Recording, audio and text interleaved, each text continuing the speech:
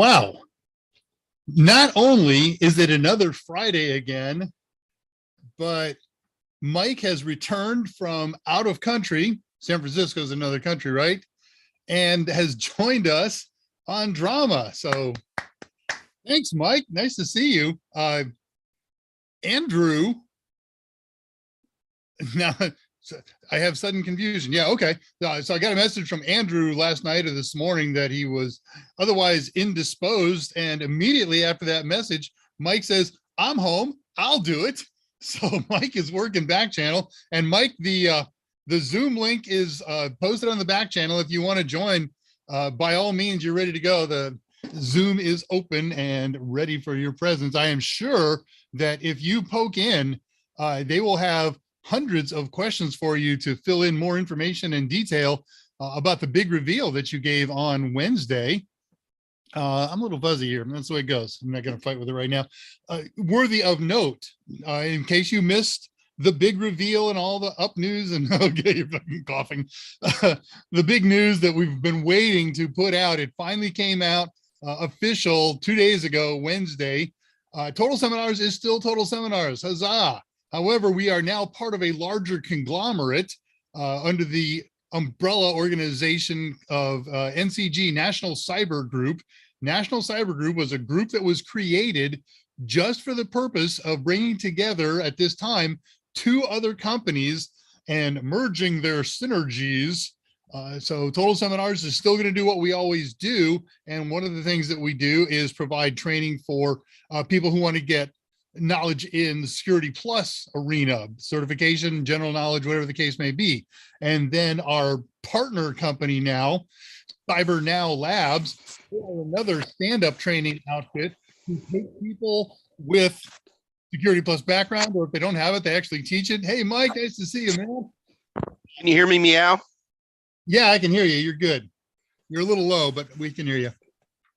Oh, goodness. I didn't know you were going to ask me to come on, Dave. It was an invitation. You're welcome to come is the way things go. And hopefully you have the pink lemonade with you. Give me 1 sec. I'm almost there, brother. So we have this partner company now also under called Cyber Now Labs, and they provide hands-on SOC training with the real top of the line SOC software and with real world problems. And they fine, right? Everybody does that. Everybody provides some kind of training. We do, or Dion does, and Messer does. But this is where we now take it that additional step. After we get you trained and in real experience and real high-end software that people don't have regular access to, then there comes job hunting and placement assistance.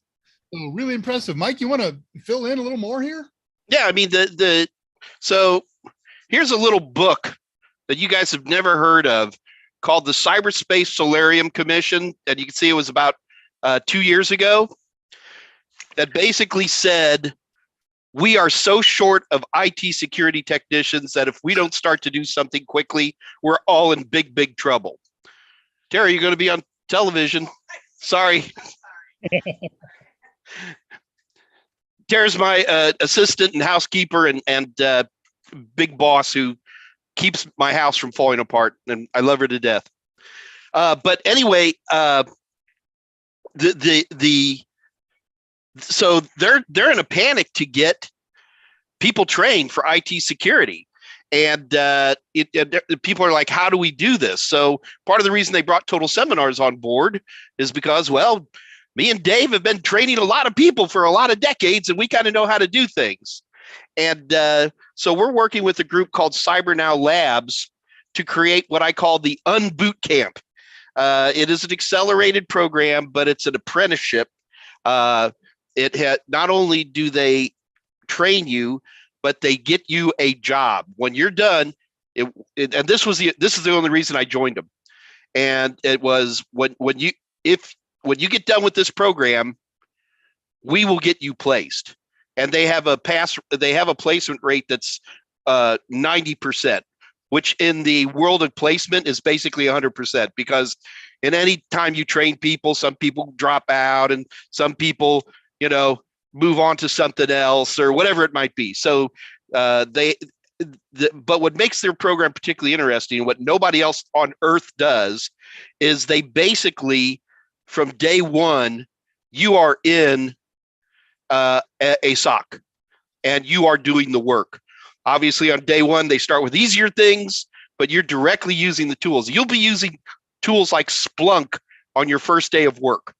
And so this is what happens with these managed security providers and stuff like that, is they need people who can hit the ground running. And that's why there's this big gap, because traditional training's been, well, like what we do at Total Seminars, teaching certification-based training and stuff like that. And, and then use that as a badge that people put on their chest to move forward. But that's not what these security people need. They need people who can hit the ground running. And they will pay handsomely for people. It's not uncommon for people to be 2 years into the business and already at six figures. And these are people who do not have college degrees. These are people who are corporate retrainers. These are people who are really looking at a brave new world. And it has taken a year and a half of negotiation to finally make this happen. So we're extremely excited about this. And, I'm not going anywhere. I'm going to be around, and I'm going to be, I will continue to work as an SME, or at least as an emeritus type person. The live stream, if anything, the live stream is about to get a lot bigger, folks.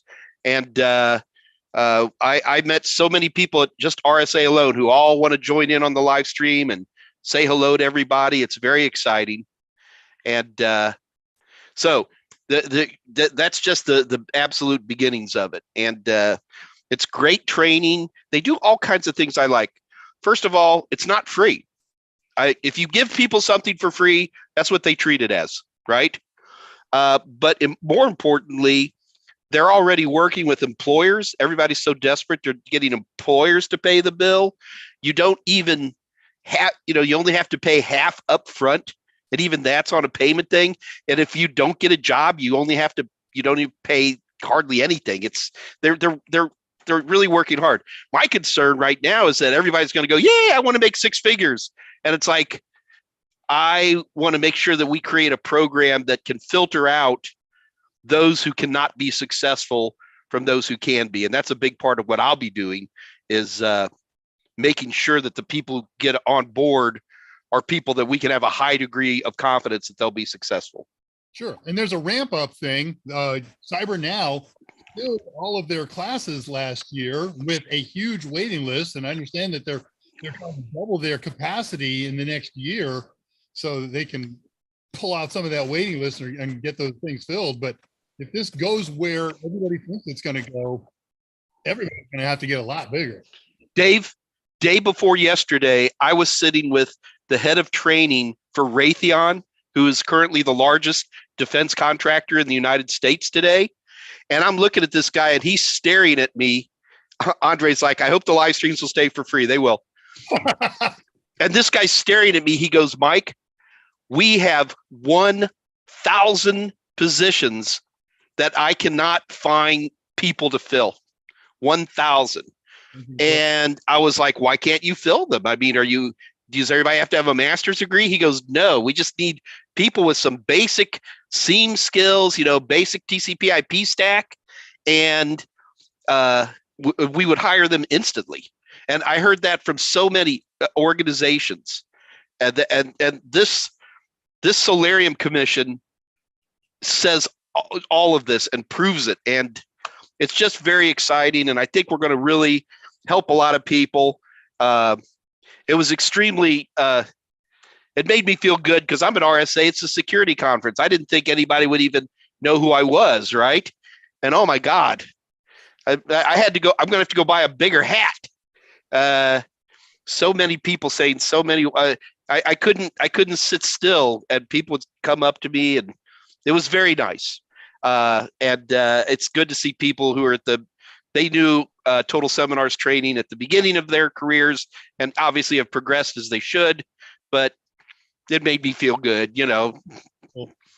Yeah, I'm a little dark here, aren't I? Hold on. Yeah, you're good. Two quasi-related questions. One, a comment. if you haven't checked Discord in the last 2 days ago, one of the people on there posted a comment with his concern, is Mike going to leave? And I said, no, ask him in person, but no, clearly not. He said, really, I am studying for my certifications, and Mike got my dad through certification. Oh my God, really? I'm going to be the B-52 of training. That's right. Join the Air Force and fly the plane your grandfather flew. They are talking about increasing the lifespan to that up to 150. They were going to do 100, but now they're throwing another 50 years at it. My other question, I should ask you this offline, but I won't. I'll do it here in front of everybody and God. So you're in San Francisco, you're doing the RSA conference and all the flesh pressing that you got to do. Our publisher, the people the aspect that we deal with, of course, is San Francisco. So wonder if you got a little FaceTime. Unfortunately, I wasn't. The McGraw-Hill folks, it was just people wanted to get together, but a lot of it's actually a little sad for medical issues. The two people I wanted to meet were unable to meet, but everybody's fine, but they were not in a position to, say hello directly. So what are you going to do? Yeah, exactly. All right. Well, guys, continue to post questions and thoughts and comments, and we'll take a look through the list now and see who's here and what they're doing. And if you want to talk with Mike all day and the future of everything, I'll push back the program schedule for this week to next week. It's no problem. It's ready to go. Yeah, Dave, I didn't want to mess up your system, brother. We are so excited to have you here. I love to have guests, and when I get the man himself, whew. I got to tell you, I was very, very surprised and happy at the hundreds of people who came up to me and said hello. I was not expecting that. I honestly was thinking maybe 2 or 3 people would have come up and said hello, but I guess I had made a little bit of an impact, huh, Dave? Goodness sakes. And I think when you do your Euro trip later this year, I suspect you will find. Now, I know you've been to Europe many times, and you've certainly run into people that know you, but now you're going to add some focus to that because you're going to tie up with people who know you much more directly. And I think you're going to be dragging friends. Well, the Euro trip's just going to be for fun. I'm probably going to fly from Houston straight to Amsterdam, and I'll see what I can do with Andre there, and maybe we could connect with some folks. And then I definitely want to go to Italy, and I'll be going to go visit with Alex and her family. And so it's really more of a recreation, but it's always fun to say hello. And I'm looking forward to doing that. So here, Dave, you want an inside scoop? By all means. The marketing people for National Cyber Group are talking about getting me an RV. And I just tour around the country. So, here, folks in the United States, man, I'm hoping I can, get into different parts of the country and get whoever is from the live stream to jump in the RV and drive with me for a few hundred miles and maybe help me do presentations. So that's for the Americans here. But they're actually talking about getting me a RV and putting this is the CyberNow Labs that they've created this entire SOC and to have this SOC system set up in the RV. Oh, and like touring high schools and community colleges and stuff like that. Oh, man. So this is a 2023 thing. I don't think it's going to happen too quick, but it was exciting. Wonderful. All right. Well, let's see who's up here. Tullwood, of course, got here before anybody at the crack of noon. Chris Kent is here. Chris has been a really busy person on both drama and AMA for the last couple of weeks. Mike Myers is here. Look at that. Total Seminars channel. Cool. Andre, hey, Mike. This is good. You know what? I blank my video and turn this over because you didn't do 2 shows this week. They missed you. Yeah, it's RSA was so busy, man. But I will tell you the other thing, Dave, that happened is I think I might have shaken my fear of flying. Wow. I needed a lot of this, but I took a United flight from Houston to San Fran, and the flight there was glass. And then the flight back had some bounces, but honestly, it was those little light chop that actually kind of rock you to sleep a little bit. That's wonderful. So it's very positive. I've already called Alex and said I'm coming to Italy. So take the boat and now you're going to take a plane instead of a cruise. You know, the funny part is boats are even worse for motion. You know, I think I've been on these huge cruise ships and they don't rock that much, but they kind of go like this. You ready? You know, and then a train. That's the whales hitting them on the hull. Yeah, that's smacking those whales. No, and then on these trains, I don't know if you've been on an Amtrak, but they're bouncy too. You know, so might as well just get on an airplane, and drink a lot of whiskey. One more thing. It's been many decades since I've been on an Amtrak train, but whenever we go to Europe, we travel intra-country by train, and I love it. I'll take that bouncy, blah, blah, blah. I find that sleep-inducing after a little while. Dave, I'm seeing at 2:14. Catherine Morgan's asking, is any of this program in person? Yes, Catherine, the program right now is based in, we have 2 locations, one in Germany and another in the Washington, D.C. area. They are planning to move into the Chicago area for in-person. But the thing is that it's you can also do it remotely. I mean, all tools work from everywhere anymore, so that almost doesn't matter. But me personally, and I have not actually sat through the Cyber Now Labs program. I mean, I know the tools and such, but not like they do. Good God, these guys are smart. But I think it's better to do it in person, and that's my own opinion. We're going to be moving. We're going to be moving and growing as fast as we can. Andre, on a different topic, sedated flying. Yeah, reminds me of the '80s show, The A-Team. VA didn't like flying. No, it was Mr. T who didn't like to fly, and they would inject him, right, Dave? Yes. Yeah, that's right. Yeah, what was it? VA, I think, something like that. It must be me, Mike. You sound like you're feeling better. I'm still coughing a little bit. Luckily, I have this good cough syrup, but pink lemonade, whatever there was. Patricia, they're saying Patricia Grace is saying they can barely hear you, Dave. I don't know if you can turn something up there, brother. I can bump this up and adjust my microphone, and we'll have a good time. Nobody wants to hear me anyways. It's all you. Oh, that's not true. That's not true. Joshua Hancock is Xerxic? I never knew that. Yes, we have been Xerxes, the Xerxes 73, 78, and I have been working together closely for the last week and a half. Xerxes won one of the TTOs last week, and we had a little bit of challenge getting the information we needed, but we've got that, and the world's a happy place. All right. Brittany's asking, does 218, Dave, anyone knows how to work an Anbermic? Is this a joke? I got to be careful with her. She's a bit of a and she wants us to call her just Brittany now. That's why she put that in parens. I am not familiar with that term. Let me Google that for me. You do the Googling and I'll keep cooking up here. B.A. Baracus. Andre knows. Now, then comes the big question. Did you actually know that, or did you look that up in the background? But since you knew the A-Team reference before looking it up, I suspect. I thought we were talking about so it's a gaming console is what Brittany was talking about. Okay. I don't have a clue. Right, See, because the problem is for gaming, the console I use is called a frickin' PC. Well, Brittany is a regular on. Brittany and I are friends on LinkedIn. We talk and everything. Okay. It's just I like nifty glowing cheese so much that it's hard for me to shift gears. Totally with you on that. Hey guys, for Brittany, who can post this question there, and for everybody else, there is an unofficial Discord channel that was built in honor of Mike. It's officially called the Unofficial Total Death Seminars Discord channel.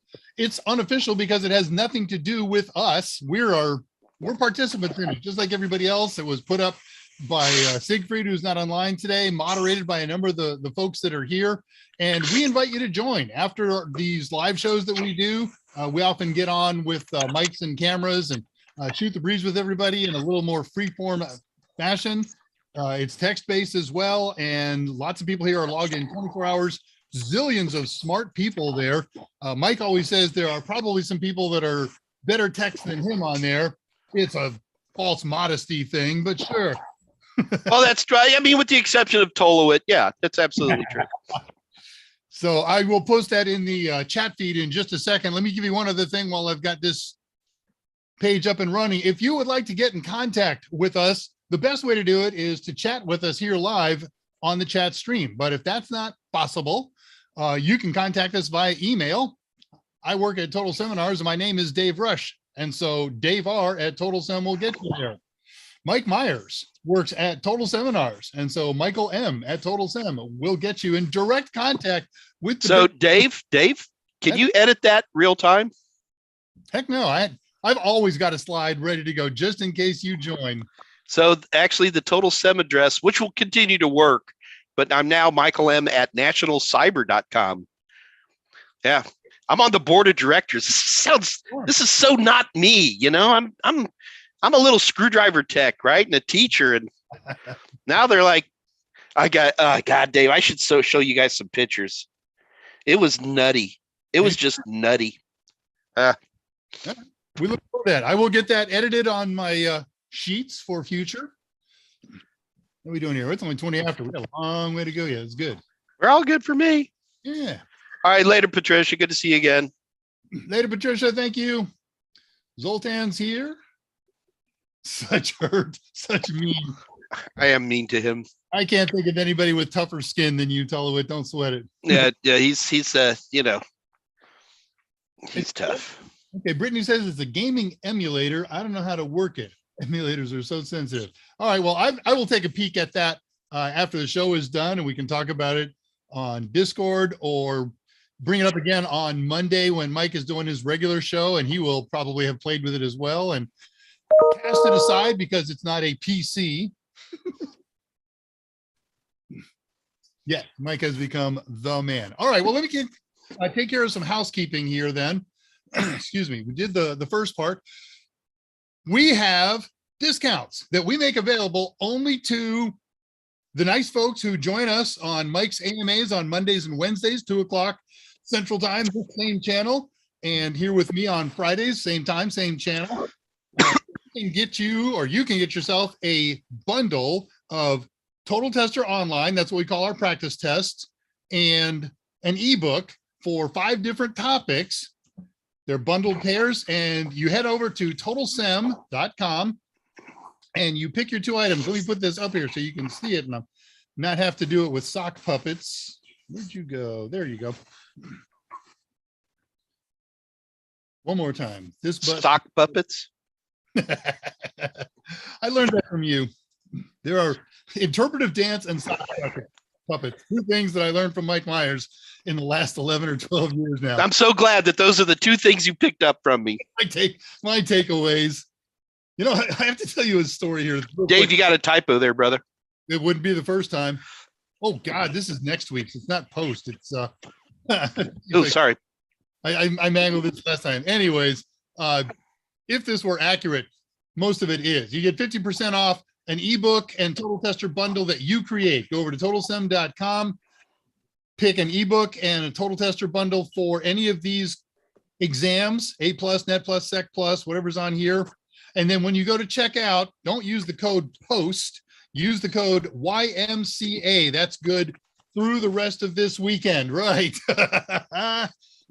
Post is going to be next week's, and I'll explain that next week. But the YMCA was founded in 1844 this week, so we thought we'd pay a little homage to them. So that's the second time this week I've blown that. I got to stop that.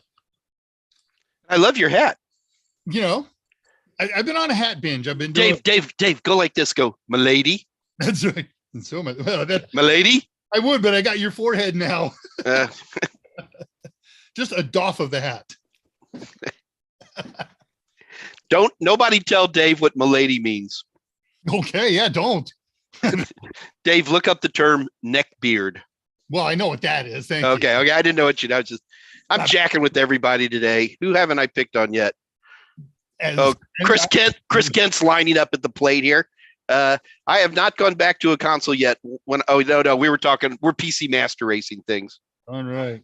But it's hilarious. You know what my primary platform is these days? What? Casual gaming, man. You know, I accept that at face value. However, I mentioned this on my show on Monday. You were very busy over the weekend and a little bit during last week, where I would see you steaming on Forge of Empires, something like that. Age of Empires. Age of Empires. So yeah, so I still play the old Age of Empires a little bit. Hold on, Joshua Hancock at 225. Does Android have a timed lockout after too many failed attempts to log in? I don't know if that's a default, but that's a setting. I don't know what the default. I don't think there is a default. Yeah, I don't think so either. Unless you enable, to my knowledge, you can try. And don't you have to be in developer mode to do that? Oh, now getting deep in the weeds. I have never tried, and I'm afraid to do it on mine. It's like, we'll research that. Take that as a question, and we'll talk about it in Mike's show on Monday or mine again on Wednesday. So on Monday, Dave, we got I had, for some reason, two different people ask me, how do I update my CompTIA? Like if they retake, they need to redo the A+. And I was thinking maybe Monday we could talk about that too. Get folks a little bit up to speed there. Okay, I'm adding my notes as we speak. Mike's show next is renewing CompTIA certifications. The only lockout that I'm able to see as a default is that if you do a factory reset and then you try to log in with your previous Google account, if your password's wrong, you get a 24-hour wait. Wow. Well, that's to prevent people who are stealing phones. That makes sense. Which, of course, the more important thing is that if you're ever going to do a factory reset on an Android phone, the number one most important thing you absolutely have to do before the hard reset is to delete all the accounts, any form of account, wipe them all out. And Android phones don't like to have no account, but you can do that, and you wipe them all out. Then you can just do whatever you want. And it's like you have a brand new phone, and it's going to start over from, the Google Hello and take you from there. Because I've had a lot of problems on more than one occasion. Basically turn a phone into an ashtray. There's not many people out there that don't work at XDA that have as many installed under their belt as you do when it comes to Android phones with your plethora of them. Well, I'm not against iPhones, Dave. I think iPhones are great. It's just a philosophical thing. If somebody who doesn't know anything about smartphones, if I were to hand them a device, I would probably hand them an iPhone. But I think the problem is once you get technical at all, and you need to get outside the store, you need to install APKs, you need to do a true rooting of the phone. That gets really hard to do. And you can do it, with a iPhone, but, like most of my power tools, it's not even on my fold. It's on other phones, for man-in-the-middle attacks, wireless network sniffing, things like that. I'm always going to go to the Android.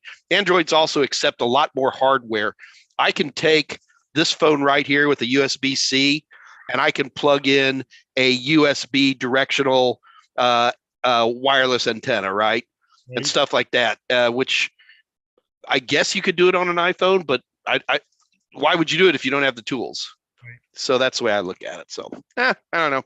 One of my favorite demos with a USB connector on an Android is when we're teaching gadget mode and we plug a mouse into it and it beautifully integrates with your screen and you can operate in a traditional mouse type environment. Yeah, you can actually plug a mouse directly into any USB phone, and a mouse pointer appears. It's kind of a hoot. I have a USB A to USB C little converter dongle, and it's fun for me just to see how many different kinds of USB devices I can plug in. They don't all work, but most of them do. Actually, this headset has a real problem. I think that Android, and I don't think it's an Android thing, it's a USB thing, where if you plug in a device that calls for too much electrical power, if you ever go through the USB configuration, which is easy to do on a Windows system, I've actually never tried to do it on an Android. You can see that one of the things is maximum wattage. And that is to keep you from, shorting something out. And I think that's why these are, that's speculation.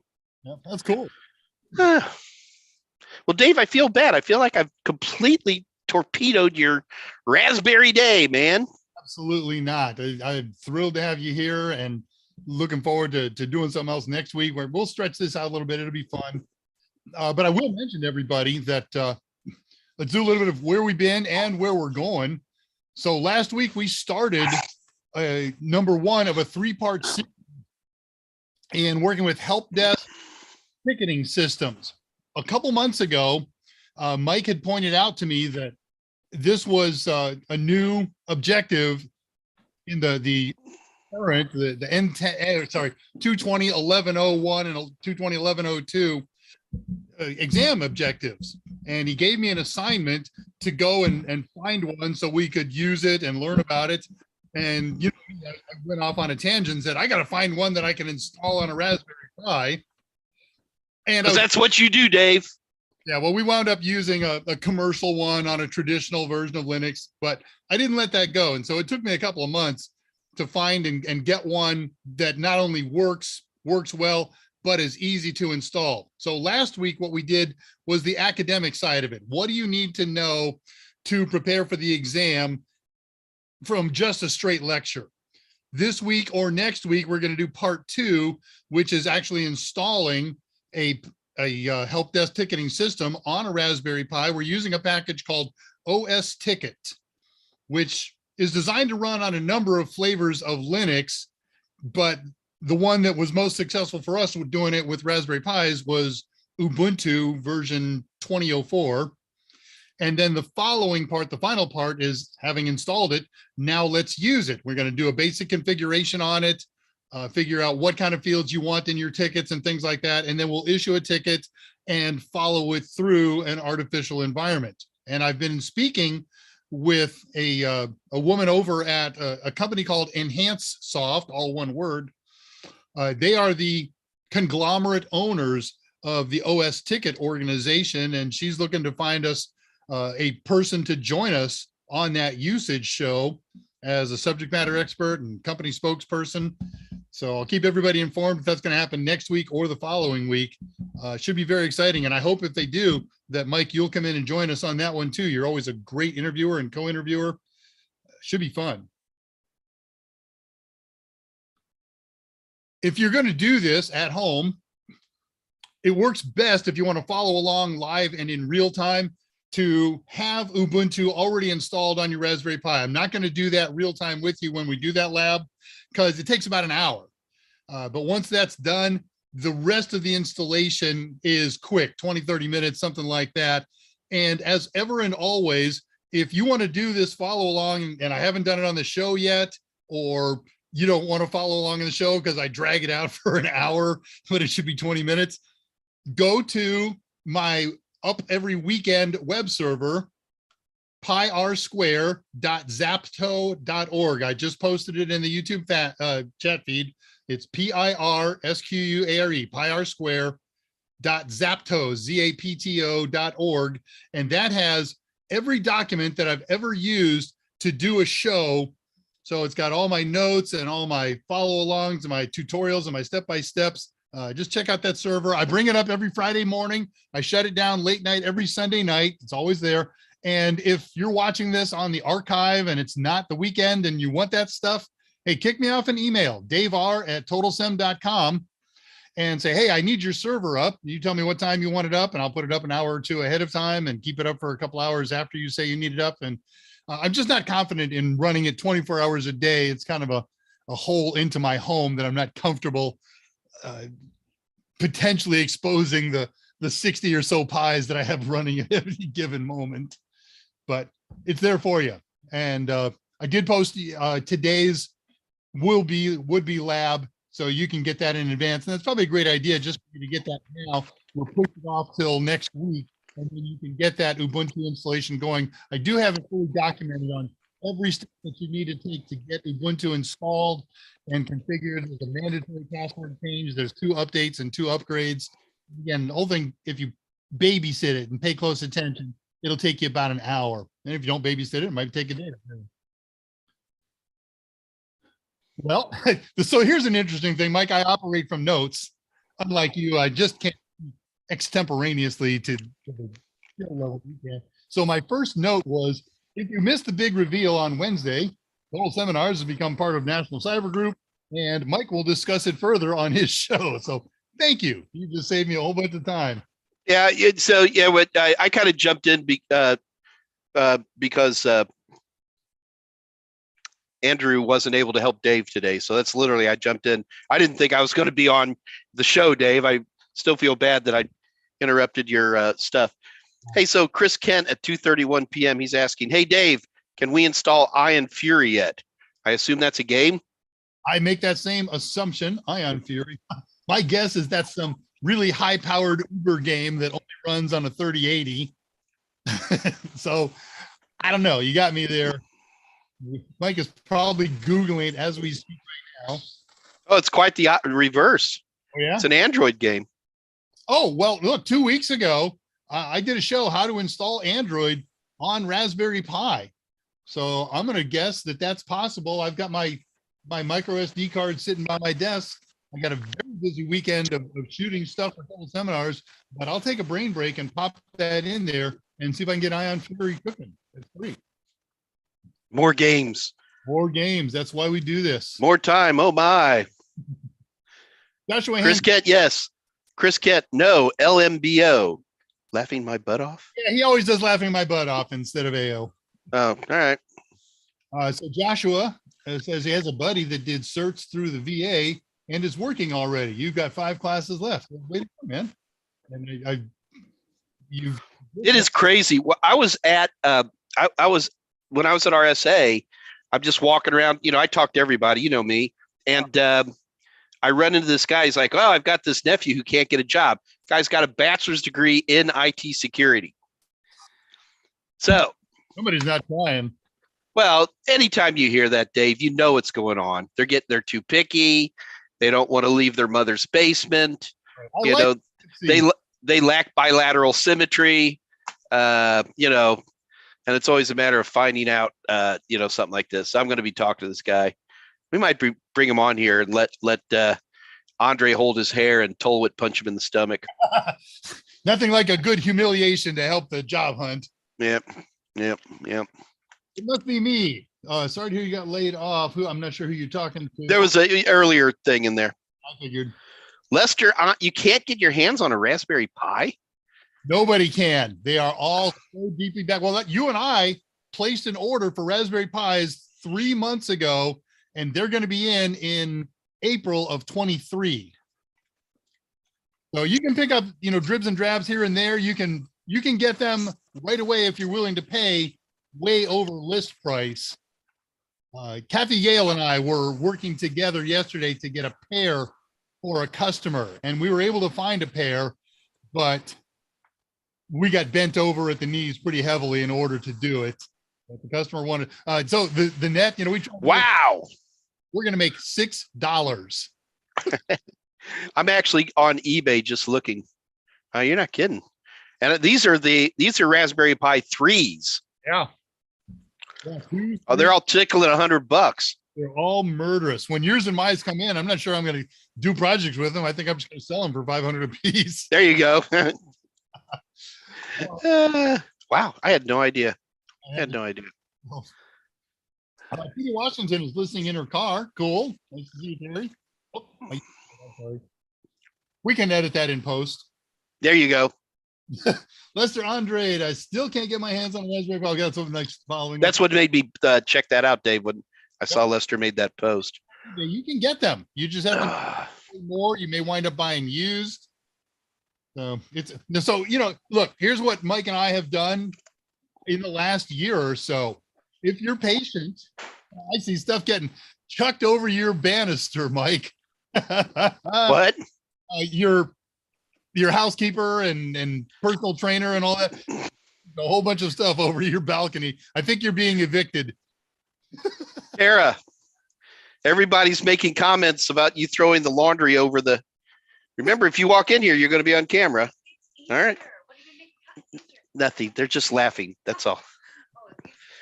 Yeah, I've been gone all week, so Tara hasn't been able to get over here. So the place is a mess. So she's saving me as she always does. I know how to break into your place. Anytime you need somebody to break in. Did I say that out loud? Some guys, people transitioning to IT later in life. Mike, you love that question. I didn't see it. I'm sorry. Okay, I'm 50 years old. Can I get into an IT career? My background is line cook at Denny's.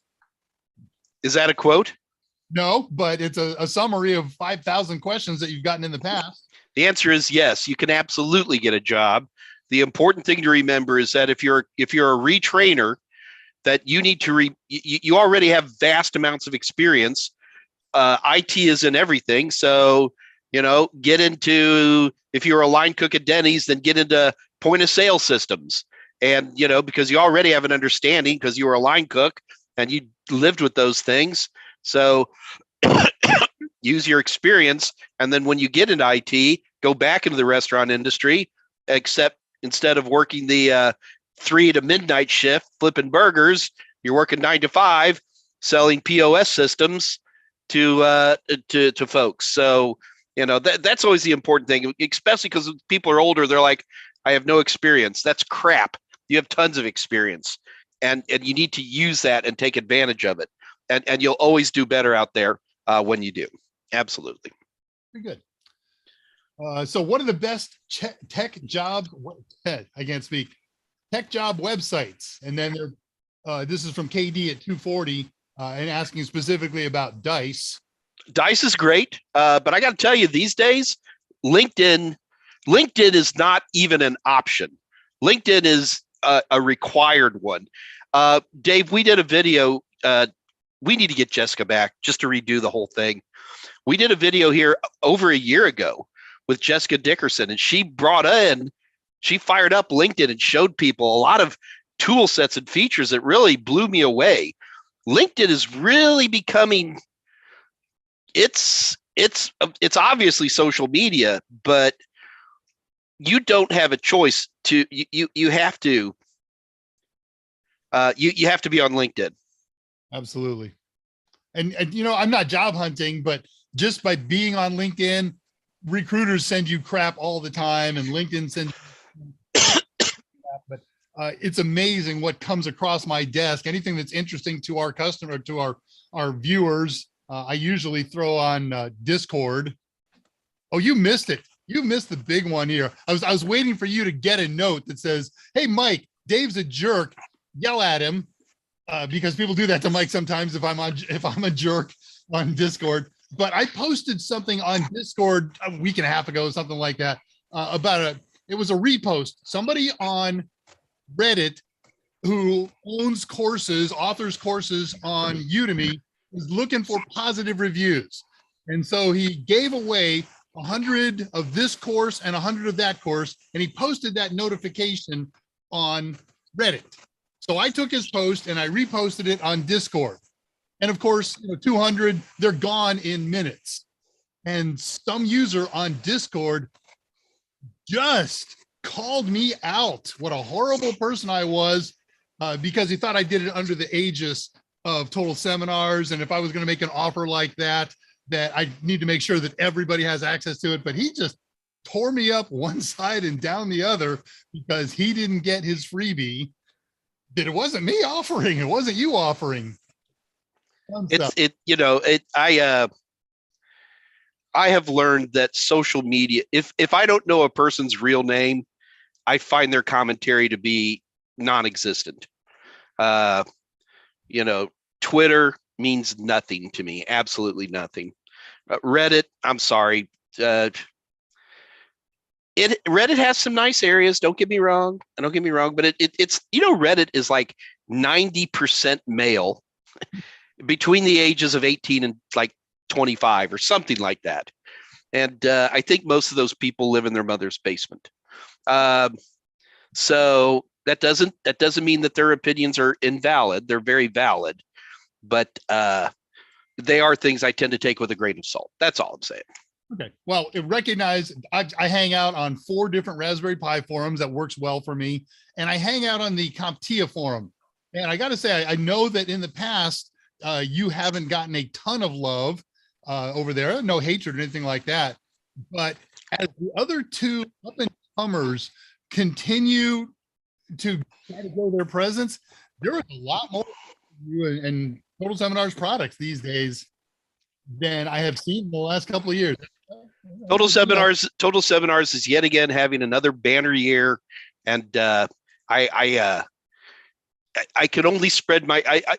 I'm embarrassed that I'm not on the Discord channel as much as I should be, and so I can only do so much. Sure. You're one man, and you've got a whole plate full of lots of new responsibilities and joys. I know you're eating up some of this stuff that you're doing and that they're planning on having you do. So it must be me. It's like, maybe we should have more people with success stories. Well, that is not hard to do. Yeah. It's not hard to do at all, but yeah, we need to, so many different directions to go right now. And it's such a challenge. I got to tell you, the other thing at RSA is nobody knows what the hell they're talking about in IT security. It's an industry that's changing so quickly that terminology is constantly being invented and then erased and then reinvented with another term. And it's extremely challenging. But it must be, we can easily do that. In fact, what I'd also probably like to do is get one of the some of the folks from the Cyber Now Labs graduates. The people are already making $80 an hour. Right. Okay. Well, I'm going to take that idea and run a little bit with it. I'm going to see if I can get in contact. That's not going to be hard, with a half a dozen people or so who are Mike Myers success stories, and either on your show or my show, or maybe even split them. Let's bring in and do a panel, do something like that, and have a little fun. You certainly brought live people for resume reviews and job reviews. This will be another interesting piece of that. Absolutely, we could do that. Cool. TD Washington, the real question is if employers will take you seriously if you are older. Employers will always take you more seriously if you're older. You got to remember, if you're an older employee, you have certain things that younger people don't do, like show up on time and shake hands, maintain eye contact, dressing properly, showing basic courtesies.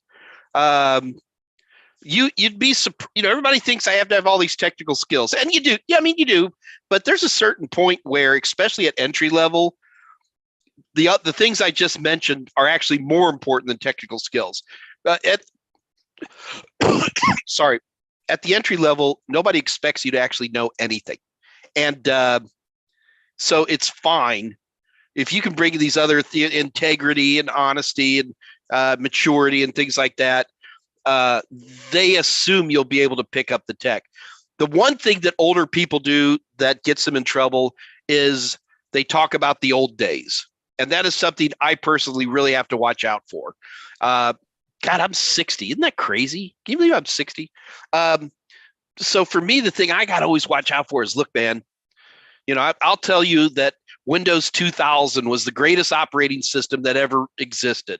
And all I'm doing is I'm boring the crap out of all the young people. So as a older tech, like even things like having a Galaxy Fold phone, or being able to talk about the latest operating system versions on Ubuntu or whatever, that gives you about all the credit you really need, to be honest with you. Certainly at an entry level, and people aren't going to notice that. I mean, you could do other, so don't talk about the good old days, and keep your language sharp. You know what I mean? Don't say 23 skidoo and, try to be careful about stuff like that. But that's it. So TD Washington, quite the opposite. You'll get a lot more respect as a mature person. I've got all these cameras working, Dave. You can't see this, but I have security cameras all around my house, and somebody's dog is taking a dump in my front yard right now. I should get the microphone working. That's what I have to do with mine. I'm like you. I got a pile of security cameras around here. Yeah, I should say something. You did a show 2 years ago, year and a half, where it was Jessica or somebody like that, and somebody asks you this question fairly regularly: how do you stay current? And you did a show dedicated to that. These are the online periodicals that I read, and these are the sources that I go to, and things like that. And same thing, right? So it's okay to remember the old school, but stay current. Use all of these resources that are available to you, especially tech pubs that are in your area of expertise. So it's always hard to say exactly which podcast to listen to and stuff like that. Get a podcast player. There's a ton of them. I don't have one in particular I like better than others. Get one of those and just type in stuff that's interesting to you. If there's nothing interesting to you, do start with news.google.com and look under the technology channels, and see what's popping up. I'm assuming you're in this industry because there's something you like. You find CPUs interesting. You find man-in-the-middle attacks interesting. Whatever it might be, and start picking those pieces up so that you can grow from there. I mean, even things like Ars Technica and sad. I'm actually not listening to some of the hardware channels as much as I used to. Anantech. Yeah, Tom's Hardware probably be a good one, because I've really started to, as we have new SMEs come in for A+, Net+, Security+, Linux+, I'm trying to move more into a emeritus position. I don't know what to call it. I really wish I had a microphone. I'll come down sometime. We'll get her all set up. This lady just walked by. Yeah, let your dog poop in my yard. Yeah.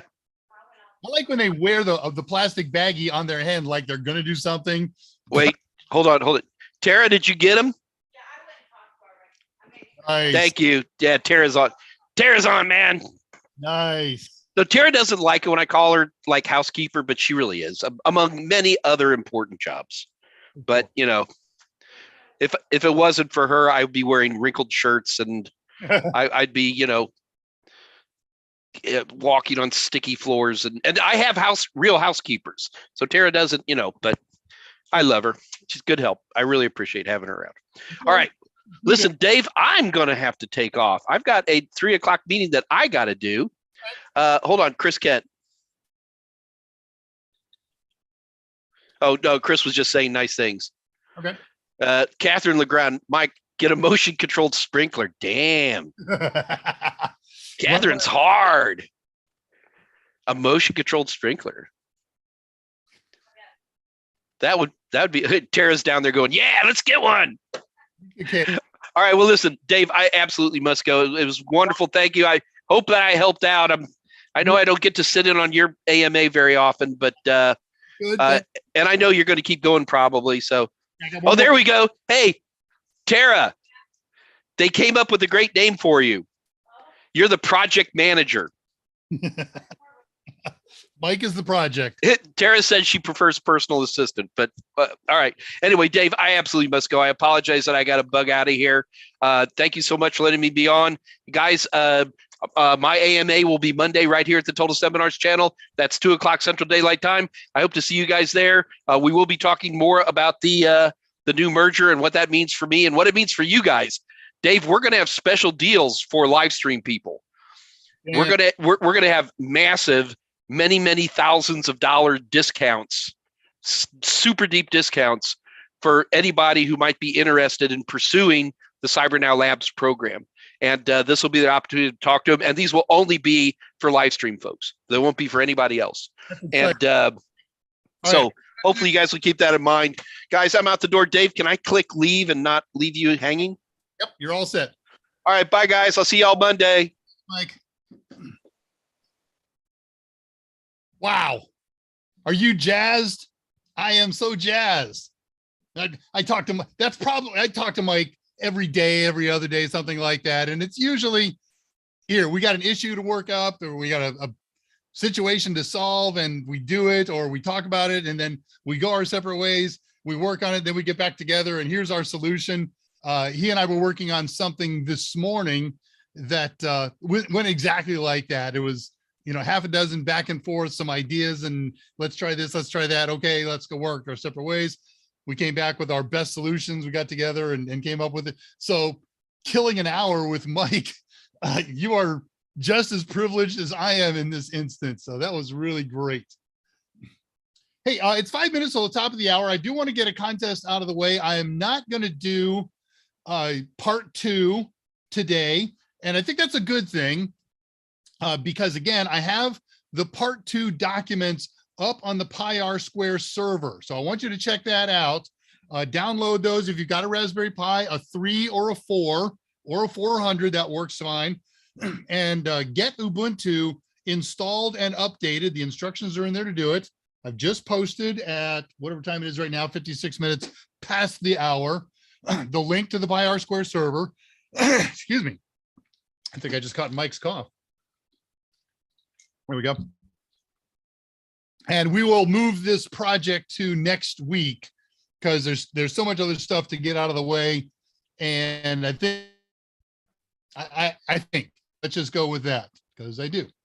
So with that, well, plenty of people here. That's nice. Let's do a contest. Let's give away a, I don't know. How about a practice test? How about free 90-day access to the practice test of your choice? Total Tester Online, our practice test. We have a lot of them. And this is Friday. So heads up, if you are a winner, as soon as the show is done or during the show, if you feel the need, go to totalsem.com, go to our vendor area. You don't have to. Sorry. I'm going to give you everything that you need to know right here, right now. No, you need to do that. Sorry, I'm conflating two things. So go over to the TotalSem website in the vendor area and take a look at our Total Tester Online products. We have a lot of them. So there's CompTIA ones in there, and there's Amazon ones in there, and there's, I think we've got CEH in there. Might even have project management. We got a whole bunch of them, whatever they are. Look that over.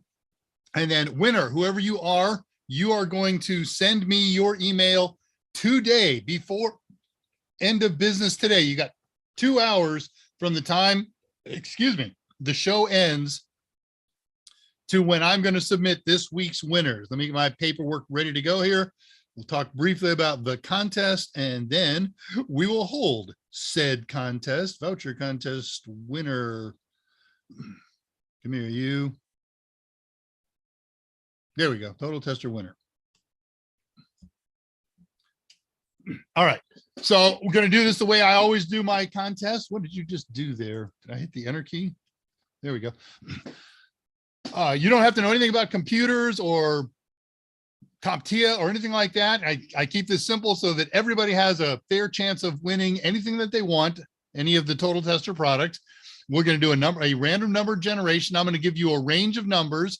I put that range of numbers into a random number generator program online yesterday, and it spit out a number, and that's what it is. You know what? So if I pick a range between 1 and 100 and it spits out 1, that's the way random works. I put 1 as my possibility. So when you get, I didn't always do that, but so today's winning number is an interesting one, and you'll see what I mean. So here's the deal. I'm going to put that range up in a moment. You get to make 3 guesses at a number between those ranges. Closest to without going over wins. And I don't care today how many times you've won. I'm going to make this available to anybody and everybody for reasons that will become apparent a little later in the show. So here we go. What's that range? The range is going to be, remember, you got 3 guesses, and don't do them all in the same line. Okay, I don't want to see 1, 2, 3. I want to see an entry with 1, and then later an entry with 2, and a later entry with 3, whatever the case may be. So the range that we're using here, that's enough information to get you going, is between 5,000 and 10,000. Random number between 5,000 and 10,000. You get 3 guesses. Closest to without going over wins 90-day access to any total tester practice test that we have in our offerings. I wouldn't say in stock, right? They're just generated. So we never run out of stock. That always bugs me about Steam games, right? Steam has their annual sale and sorry, we're out of stock. You're not out of stock. It's software. You just make another copy. You just, so no. We're only willing to sell so many at this super discounted price to you. So they should be honest about that. All right, let's see who's posting what. And by the way, Con, big round of applause for passing Network Plus. Congratulations on that. I'm sorry I missed that. I'll come back and pick up some of the other questions. Oh, look at all those numbers coming in. Okay. Thank you for all the cards and letters. All right. There is a potential winner. Let's put that over here and keep on looking. Okay, Joshua Hancock, that's 3 entries on the same line. Those are all invalid. Sorry, buddy. Feel free to resubmit 3 different lines, but that line is invalid. I see you're trying to read my mind. I wouldn't wish that on anybody. That's a dangerous and terrible place to be. Charlie Schaefer, just to let you know, 4530 is below 5,000. We are looking numbers between 5,000 and 10,000.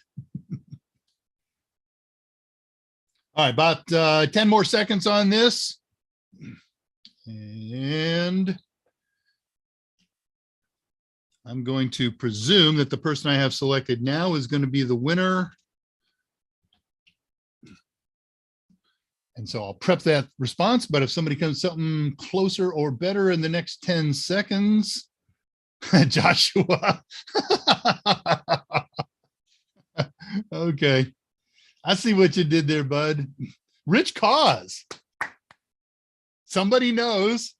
That's a really old song, and that's been used in a lot of shows like Rich's. He's not the oldest one to do shows like that. Back in my hometown of the Cleveland, Ohio area, we had 3 different kids weekend horror shows, and every one of them used that same thank you for all the cards and letters. And I think Rich does that, A, because he's done it for as long as his show has existed, and B, as an homage to all of the other great horror weekend comedy hosts. Rich Cause is great. If you don't know Rich Cause, look him up. I'm not going to do the story with you right now, but what a great guy. And I'll tell you what, I can't watch Rich Cause and not compare him to Mike. They are so similar. Just watch that sometime. Look him up, watch his show one time, and you will be with me on that. You grew up with Elvira. I'll do my Elvira story after this. All right, let's call a winner here. The winning number was 5050, 50-50. I did not manipulate that number in any way. Closest to without going over, I show is Charlie Schaefer, who had 5,013, 5013. If I'm wrong and somebody was closer, I don't have Andrew here working with me to help figure it out. So I'm right. Rich Cause. Charlie Schaefer, congratulations. You have won 90-day access to any total tester online.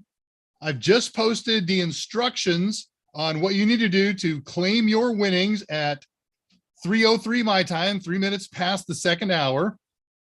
And let's post them up on here because they're fun for me to do that. There we go. Charlie Schaefer, you're going to send an email to me, Dave R., at totalsem.com. In the body of that email, you must include 4 pieces of information. I don't care if they are duplicates of others. They have to be individual lines and repeats or whatever, okay? Because it's the only way that I can submit them to the people who need this. So in that body of the email, you're going to give me your YouTube name, Charlie Schaefer. You're going to be your real name. Might be Charlie Schaefer, might not, but don't say same as. If it's Charlie Schaefer, then make it Charlie Schaefer.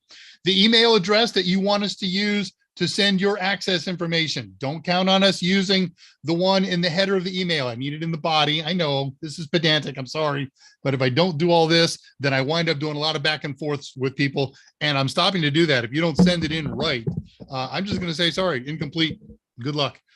And finally, which practice test you want a practice test study for based on the exam number or name. Okay, so what I'm looking for here is N10008, SY0601, or whatever, CV0002.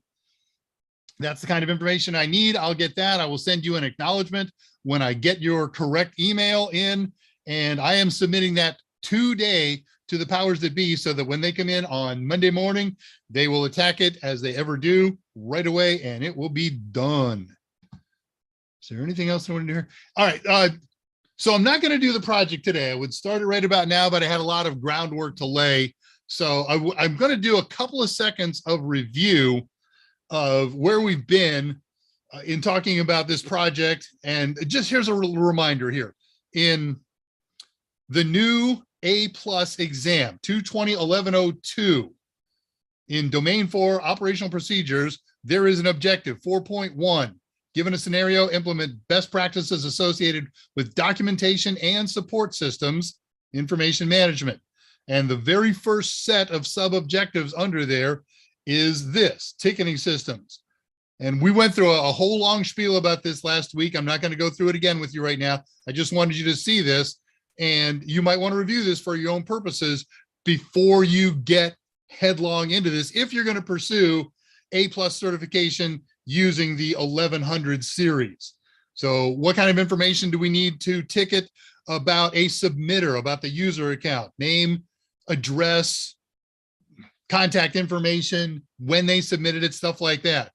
Information about the device or devices that are having the problem, if in fact it's a device, might not be, but you know, I got smoke curling out of my thing with a whole bunch of phone jacks in front of it. Okay, so we can dig into that and find out, is that a switch? Is that a router?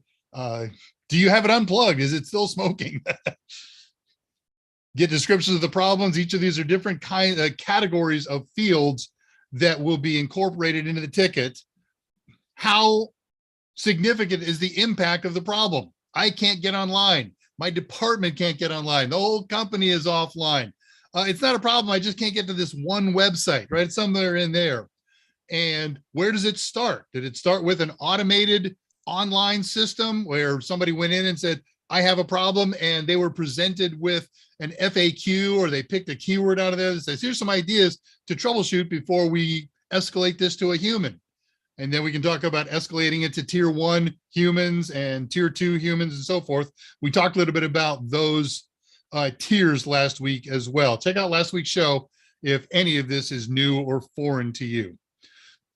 The point of tickets is to help us track a problem and its solutions, or it's our attempted solutions. And then when it's done, then we've got to do the paperwork, right? Sometimes it's all about billing. Sometimes it's just about a record that says, these are the things that we did with the customer, the client, and this was the solution we came up with. But in case it ever happens again, we want to have a record of all this stuff so we can pursue it again, and all of that kind of stuff. So what we've done is we have selected a package that we're able to install on a Raspberry Pi running Ubuntu. The package is called OS Ticket. You can find that osticket.com and get some information about it. And let me give you a little bit of information about that particular product. I'm not a spokesman for it. I'm not saying it's great. I'm not saying it's not great. It works on Raspberry Pis. But this product, like many other products, but not all of the big name help desk ticket systems, has 2 categories of installation. One is their free tier, and their free tier is one that you can install on a server in your business. It's self-hosted. You can get support from them. Won't be as good as their other product, but you can, total control over everything that you do. The other one is their paid tier, which is cloud-based. They install it in the cloud system. They work with you about defining the fields that you want ticketed, some of the additional features on there. Do you want social media tier 0? Do you want to integrate phone system tier 0, right? Somebody calls up and you get an automated thing. Press 1 if you're having trouble connecting to the internet. Press 2 if smoke is coming out of your screen. And so they can, and then we decide with whatever you create with your help desk provider, what to do about that. If it's smoke, press 3, dialing 911 with you or for you. Or if this is an emergency, hang up and call 911. We don't handle fire emergencies. Or, okay, we can help you out with that. Here's some suggestions. And does that help? Or if that doesn't, dial O for operator, and we'll get you in touch with a human, and they will get that ticket, because it's right. So it's really powerful and integrated stuff. I'm going to give you some factoids. I guess we'll do that today. This will be kind of cool. I get a lot of the background filler stuff that I was going to do during slow installs, and that'll get us through some stuff. So let's see what else is going on here then. What kind of questions and posts I missed? Oh, there was a bunch of stuff that would happen before people were guessing. Let me scroll back up there. Okay, the last thing that Mike talked about was Catherine Legrand mentioning Tara's project manager. So I'll pick it up from there. It must be, I'm at 253.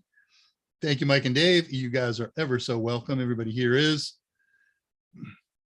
Everybody wishing Mike a happy departure for today. Man, Mike is not a meetings guy. And of course, this whole process is just meeting after meeting after meeting, and it never ends. So he's actually kind of starting to enjoy them because he has such an important role in all of them. But Mike has left the building. Oh, I'm giddy. It makes me excited. I am giddy. Look, I have worked for Mike for 11 years, and everybody has bad days. Mike does, I does. But let's say that for 10 and 9/10 of those years, every time that I work with him directly, it is a joy for me. I really like Mike, and I like working with him. Joshua Hancock at 257 is Kali and Ubuntu type OS. Kali Linux is a Debian distro. It is not Ubuntu. It's its own thing. It's its own modification of Debian, which is a very, very generic. Ubuntu is a derivation of Debian. Raspberry Pi OS is a derivation of Debian. So it is Debian-like.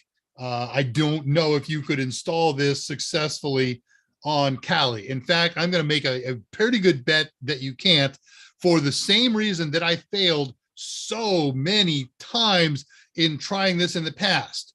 The repository of support software for the core operating system has to have PHP version 8.0 or 8.1 or higher.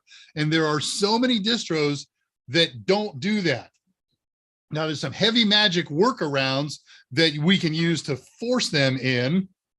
And you don't even have to do real heavy magic on an x86 based system. However, all of those workarounds fail to operate when we're doing ARM-based systems. And so I had to find one that would work ARM-based, had a distro that supported PHP 8, and Ubuntu is the only one that I found that checked all the boxes that I need in order to do today's and next week's and probably the following week's now project on a Raspberry Pi. This project is very, very simple to do if you're going to do it on an x86 based machine. You can do it on Rocky, you can do it on Alma Linux, or you can do it on Red Hat, you can do it on Debian, you can do it on Ubuntu. They're all very easy because they're a little more current in many instances. And so I'll give you the background on why I wound up and how I wound up picking Ubuntu as we go. Let's do it, says Chris Kent. Whoop. Yeah, you're gonna put okay. So then we got into contest. There was all La Nombres. Okay, my Elvira story at 3:03 because I'm killing time now. We're basically gonna shoot the breeze until I get boring or you get bored. And I got one or two things to talk about to lay down foundation that I was going to do earlier, and that'll make the next show go that much quicker. My cousin, if you look her up, you will find her. The name that she went by for most of her career. She's gone by a number of different names. She's a stage actress and film actress and other things. Her name is Pamela Stonebrook. And when they were casting for Elvira, it was between my cousin and I think her name is Donna. That's not right, but whatever it is. And they are, of course, friends. They were working together to get it. And I didn't get to meet her, sadly, but Pam says just nothing but nice things about her, other than she got the job and I didn't. And you had to have certain credentials to be the Elvira character. And I can say at 70 years old now, 70 plus, my cousin did have those credentials. She except for the black hair, she's a natural blonde, but other than that, then Elvira wears a wig. You could put her in place and say, oh yeah. Am I doing this out loud? Stop it. I grew up with my brother. I would have preferred Elvira. Why do I read your stuff out loud, Andre? Because it's funny. I'll give you that. 5023 was me. I missed you, Con. Let me see. 5023 at 3:00. I did miss it. I'm sorry, buddy. You go back and see how badly I blew that. Yep, I did blow that. Sorry, these get buried in there and I didn't have any help. I will watch very closely for you on the next 3 shows on Mike's AMAs on Monday, Wednesday, and mine on next Friday. I'm sorry. I make mistakes. It's happened once before. It'll never happen again. I'm sorry about that. Khan was closer. Yes, he was, but I missed it. Techie Tommy, who I've seen on Discord as well for the A+ exam. This is at 3:06. For the A+ exam concerning Windows, only need to know Windows 10 and 11. What Windows version should I be ready to support? Whatever the organization that you're using supports. There's no right answer to that. I know certain government agencies that have only recently moved off of Windows 2000. They are very, very, very slow because they desire the stability of old stuff. So if you're going to support certain sub branches of the FBI, you got to be able to speak Win 2000 and whatever came after that, XP. So I don't have the right answer for you. But look, you've been in the industry for more than a couple of weeks. So it's certainly, there's a lot of Win 7 out there. Okay, there's not a lot of Win 8. So I've heard of Win 8. You should know a little bit about it, but no Win 7. There are 2 computers in this house that are running Win 7, and I'm using one every single night, completing my big final project for the company. I did 13 hours yesterday on that project. 4 of which were done on the Win 7 machine. So I would certainly know Win 7. Wouldn't hurt to be familiar with just a little bit about XP, but that's the deal with all versions of Windows. If you can operate one, you can operate the other ones and you can figure out the differences. No real big trick. Yeah, both of them have aged a little bit, Andre 307.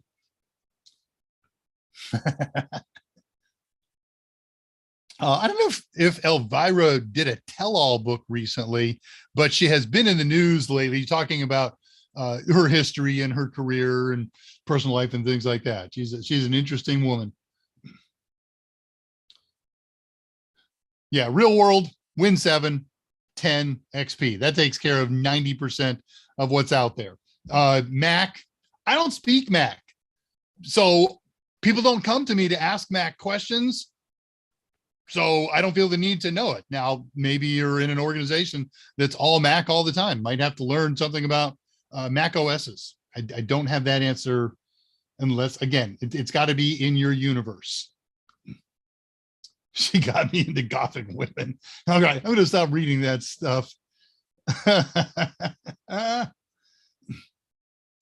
Andre de Goyard, you had a swollen battery a year and a half ago. I have one. I looked on my charging cable the other day, and there was a little 7-inch tablet on there that the screen was bulging a little bit. So I took it outside and put it on a brick, and then kept an eye on it for a couple of days. The screen has bulged so much that one side has popped off. I've got to go take it to a place that allows me to get rid of lithium batteries. But I've got it in a place that if it does burn down, it should just burn a brick and some grass. Oh, that is so nice of you to say. 315, Joshua Hancock. I'm never boring. That is so untrue. My wife is looking over me and yawning. Oh, good. We're getting to the end here. Coming up in the end of questions. TD Wash just got home. She's been driving and listening to the car. 103 in the forecast. Yeah, I know where you live. I know your temperature.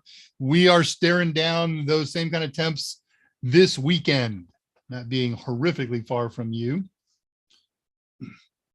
Zach is back. Hiya, hope y'all are well. Zach, you missed it, man. Mike was here for about 45, 50 minutes. Next time, you'll see him on Monday. He'll be doing his regular show on Monday.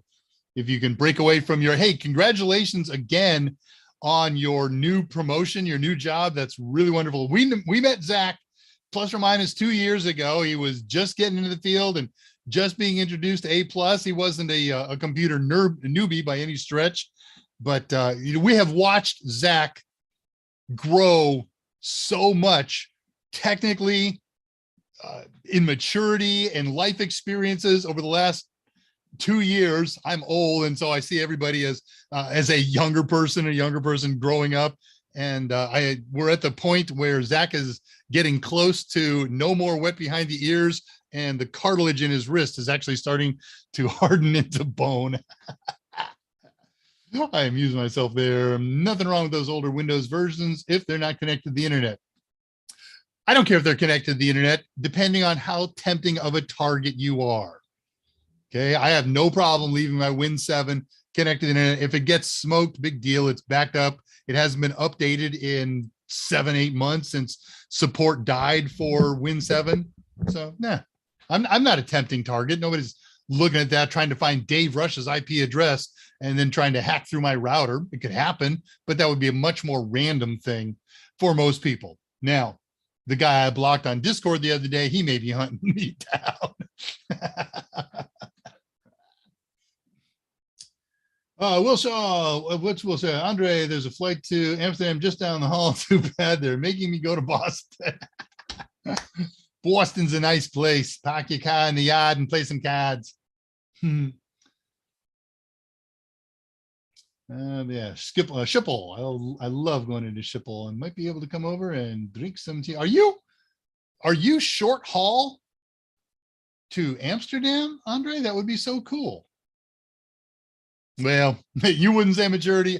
I have. You went through a lot when we first came online. You had some real tough times in a couple of different arenas, and as you should, you recovered and have turned yourself in. I have a question, says Chris Kent. Give it to yourself. No, that's why we're here. You don't have to announce you got a question, post it, and I will try to address it. And in the meantime, while that's getting ready to post, let me go over to my handy dandy little fun documente here and talk about a couple of backgrounders for a little bit of time here. We're not going to kill ourselves. Oh, do you want to do that? Yeah, I do want to do that. So Delta was a target using Win 7. Sure, Delta is a target. They're big. They have valuable data that people want to pursue. Like a week ago, and finally Win 10 in crew rooms. Okay, nice. Except for oh darn, it's been so long since I've had to log in. What's the flight tracking and Apollo? Yeah, other than Apollo, who cares if it's Win 10 or Win 7? If you can get to an Apollo terminal, or if you can use Windows to SSH into an Apollo session, big deal. But if you're gaming in the crew room and you want Win 10, Sabre, thank you. Apollo made the terminals, you run Sabre. We never got any formal training on Sabre. It was pick it up as you went along. So if you had a little time, you'd go over to somebody working at a desk, a check-in agent, and say, hey, teach me this, teach me that. How do I find flights home? And most of them were very, very friendly from all the airlines. And so by the end, we got, as you know, all pilots become fairly proficient at Sabre. Translation right under the terminal. Nice. Okay, 2 hours by train. Very good. All right. So 2 hours by a train in the Netherlands. I'm guessing that means you're what, about 5,000 kilometers away, which in miles is what, 2.4 miles? We were just talking to people from the Netherlands today. My wife's company is headquarters and was founded in the Netherlands, and heard her on a Zoom meeting with a bunch of people today. No, I'm in the Netherlands. We do things like that here differently. Delta switched to their own proprietary. GUI looks like Win 3.1. Okay. Mbrix is back. I've heard you talk about a Discord. Is there a link to join? I just started network. Yes, let me repost the Discord link. I have that right here in short order. There it is. Okay, posting the Discord link. I will be on Discord briefly after the show today. It takes me about 10 minutes after the show shuts down for me to take care of everything that's piled up while I do the show. But for Mbrix and anybody else, I just posted the Discord link at 26 minutes past the hour on the chat. Amsterdam close to the coast. I live close to the border of Germany. Okay. So again, 2.4 miles. Sorry, Andre. I'm always going to do that. Mike is going to do Portugal or Belgium or whatever country he's got you pegged at. I'm always going to say European countries are tiny little cities. Hey, all right, so let's do a little bit of background. And I'm going to put, no, I'm not going to put that up. So as I said, when Mike was online, I fought and struggled and cried and screamed for months looking for a package, a help desk ticketing system that I could get up and running on Raspberry Pi. I communicated directly with several providers. They laughed. I tried zillions of different tutorials. They all failed, and almost all of them, excuse me, because of inaccessible PHP versions that the product needs. And so finally, a couple of weeks ago, I said, I would start looking at things and saying, that's not going to work. It's the same as all the other ones without even doing it. And so one day I sat down on a Sunday and said, I'm going to put all these preconceived notions behind me. I'm going to put all the failures behind me, and I'm going to attack this with fresh eyes. And I got to one that said install on Ubuntu, and I immediately bypassed it, having forgotten my goal to fresh eyes. And nope, okay, stop. Let's go in and take a look at it. The worst thing is I lose 2 hours out of my life. So I got Ubuntu installed. I got it upgraded. I got the housekeeping done. And then I started to follow this tutorial. It had a couple of issues that needed to be modified for Raspberry Pi, but by and large, each step worked.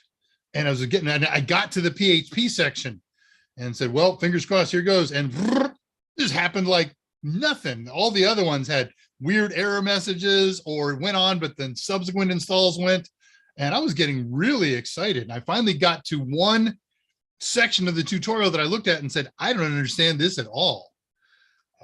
And I stared at it and I poked and I researched, and no luck. And I finally called Michael Smyer and said, hey, take a look at this tutorial. Give me a hand with this. And he said, I don't understand this at all. And then it came to him and he pointed it out to me. And I said, oh, yeah, duh.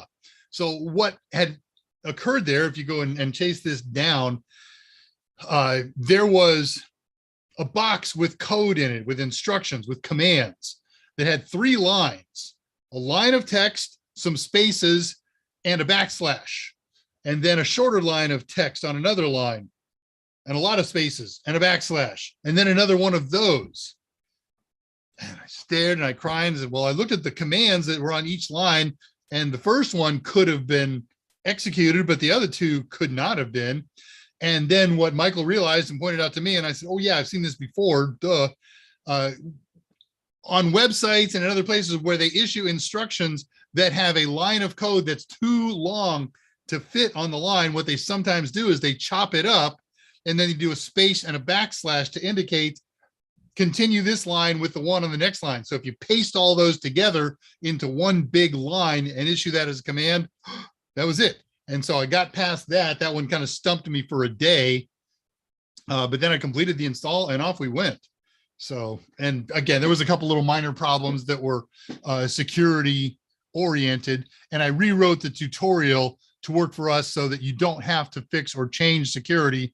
We can take advantage of the existing security settings. And so my tutorial just works right step by step by step. So again, if you want to get a head start on this, if you want to install the whole thing in advance, download here. I'll put the link up again.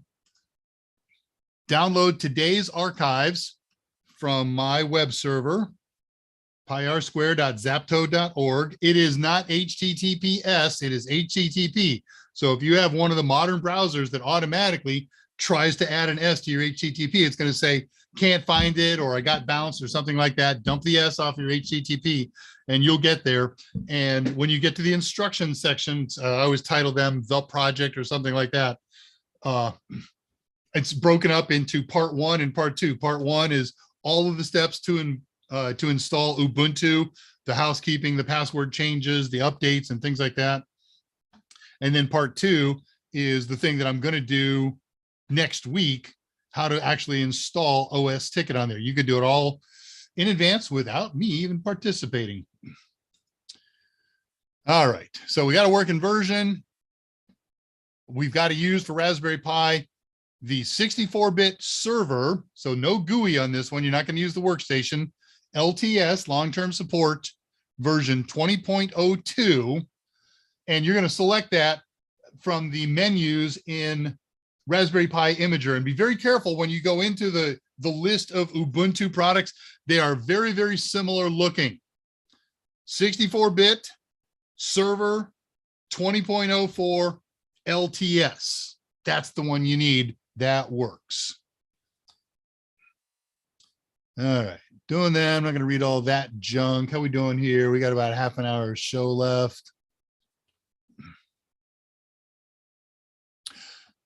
In my research that ultimately failed, I found a post in the Raspberry Pi forums from, it was either 2014 or 2016, but old post, 6 or 8 year old post from an author who said, I wrote a help desk ticketing system for the Raspberry Pi, and it was called OS Ticket Pi, all one word.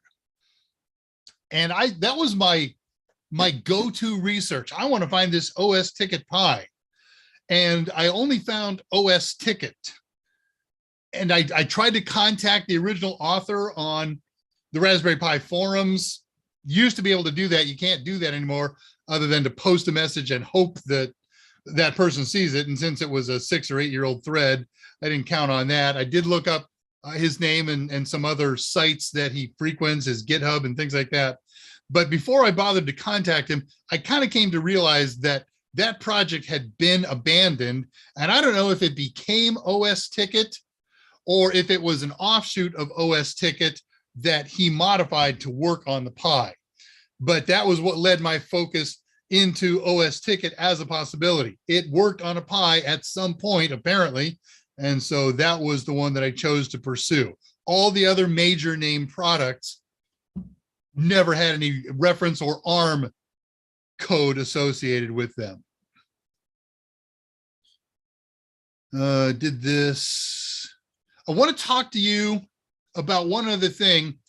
This is not a question that you're going to get on CompTIA, but it's one that comes up and a lot in my research. And this was even a bit of a discussion that I was having on Discord with somebody else the other day. And so I thought I would do this. The question, what I was asking, I asked on Discord, hey, does anybody use a ticketing system? What is the name of it? And I got a smattering of responses, some of which I'd heard of in all my research, some of which I didn't. And so I decided to go out and see if there's been any research published on the market share, installed base, and that. And I found one marketing tracking site, data analysis site, that claims to have the authoritative list of the installed base. I have questions about it because there are some that seem to be a lot more popular in their installed base listings that run less than 1%. But I just want to share with you their top 5. Their number 1, they say 28% of the market share is Zoho Desk, ZOHO, context-aware customer service software. Okay, not getting into it. One that I did run into a lot is the one that they show at number 2, 26% market share, Gorgias, Gorgias. It's the help desk utility that was specifically built for Shopify. It does all their customer support using what they call omni-channel. So lots of ways to get in touch with their customer support, email, chat, phone, social media, lots more. So number 1, Zoho Desk. Number 2, market share, according to this group, Gorgias. Number 3, this is the one that I run into most frequently, Zendesk. Now Zendesk has 2 products. They're number 3 in this list at 14.5% installed base, customer service solution designed to be beautifully simple. And many, many large organizations, according to this outfit, use it. And then they have their other one, the Web Widget API. It's a JavaScript API for accessing their Zendesk thing. And they say about 12% of the installed base. And then their 5th most popular, another product from Zoho. So there's Zoho Desk, Zoho Help Desk, and one more time, let's get it right here, go up here, Zoho Desk, and then Zoho Support. Where does OS Ticket fit in? Well, that depends on who you do the research from. This particular site says it's got 0.5% of the market, 0.47%. Well, when you look at the reviews all over the web and you look at the features, it's a mid-level. It doesn't have all the bells and whistles of all the top tier stuff. It certainly has much more than the most basic and rudimentary. And in the ratings, it is considered one of the best and easiest to use and learn packages for small and medium-sized organizations. So I think we made a good choice in selecting that. Is that all I want to do on that? Yeah, hardware, just a quickie list here of what you need to install it. Raspberry Pi 3 or 4. There are stuff that says you can install on Raspberry 2s. That's almost true, but it turns out one of the dependencies won't work on 2. So it's got to be a 3 or a 4. An enclosure, a power supply, a network connection. And you need the network connection, of course, because you're downloading and installing lots of software and updates and upgrades. And when you're done, we manage it with SSH, and you access the ticketing system to use it with a web interface. Micro SD card for a simple basic install. A 16 gig card works just fine.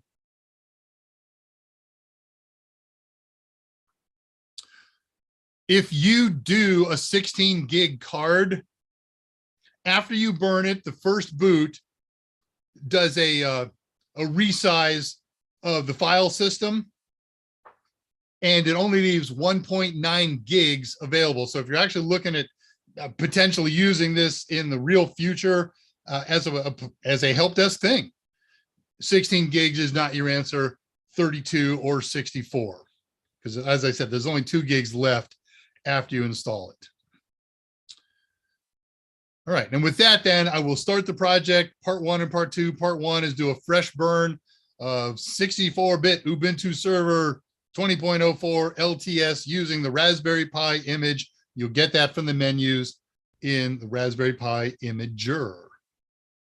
All right, that's all I want to do on that. So when we start next week, about the top of the second hour, we are going to launch right into, all right, you've got Ubuntu installed, updated, all the housekeeping is done. let's start by installing our package. And I'm going to do the entire installation in real time. Well, I won't spend a lot of time explaining backgrounds. I have that in my notes where it's necessary, but most of the steps are very, very short. One step takes a couple of minutes. So we'll come off screen. I'll go ahead and we'll look at questions and things like that while that's happening. Yeah, I did that. I was stunned. We had to add a PHP repository, and that was where everything choked on the other systems I was working. So I was just sure I was going to hang up and die on that, but good golly, it worked like a dream. I'm looking at that note, wondering. Oh yeah, okay. So I did a very long explanation about if you get the look at the original tutorial that I borrowed most of my steps from. I explained what was shown with those 3 separate lines, and then I explained how to deal with it, and I gave you a line that you can copy and paste directly. All right, let's get out of all this nonsense, get down to where I want to. Fix that, fix that, fix that. All right, that's where we finish up. So let's see who has posted anything. We'll talk about any, if you got questions, comments, or anything left, now's the time, because I'm basically done with what I want to do with the show. We'll do questions, answers. I'll do the shutdown stuff here, and we'll close it up just a hair on the early side today. So I'm picking up at 3:23. Chris Kent said, I have a question. And did he ever post it? So we're talking about Sabre. Delta's got their own proprietary Mbrix. Zach talking to Andre, passing 325. Chris Kent, there we go. Hang on, highlighting for when it super scrolls. Chris Kent says, I have to announce you'll hope off quick. I have to announce you'll hope off quick. With Ubuntu, what percentage of Windows apps work with it? None. It's Ubuntu. The only way you're going to get a Windows app to work on Ubuntu is to install Wine. The Windows is not an emulator, and the Windows shim, I have done that. I'm having a brain fart. Not. If you're going to do it on Raspberry Pi, you need VBox 86 and Wine, and then you can run Windows applications on there. The same is true if you're going to run Ubuntu Linux on Raspberry Pi. If you want to run Ubuntu on an x86 machine, all you need is Wine. Most programs will work. Most Windows programs will work under Wine. Not everything. If you're trying high intensity graphics, if you're trying to play Crysis or something like that, I would not expect it to work, but Sarhop. Oh, hope. Okay. I have to announce you'll hope off quick. I'm not sure what that first sentence means, but hopefully you got your answer from the second one. No, Windows apps don't work under Linux. I was going to go a different route there. So also remember that we now have WSL, Windows Systems for Linux. You can install in a real-time virtual machine that's built into Windows a version of Linux. You no longer have to use Hyper-V to install Linux or VirtualBox. You can use Microsoft's WSL. I would do that. I've considered doing that as a show, but it has nothing to do with Raspberry Pi. And I do, you know, that's my bailiwick here. But perhaps when I get a little dry, it's not as plug and play simple as it seems.